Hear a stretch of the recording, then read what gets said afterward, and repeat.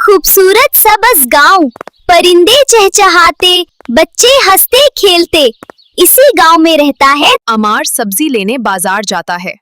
बाजार में हर तरफ रंग बिरंगी दुकानें। वो हर एक से अदब से बात करता है। ये मेरी नहीं, ये किसी की अमानत है। काश ये मेरी होती, मगर फौरान अपने आप को टवकता है।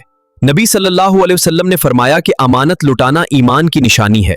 क्या किसी की सोने की थैली गुम हुई है? ये मैंने अभी अभी तलाश की है और मैं इसे इसके मालिक को वापस करना चाहता हूँ। बेटा, वो थैली मेरी है, मेरी जिंदगी की जमा पूंजी थी। ये ले।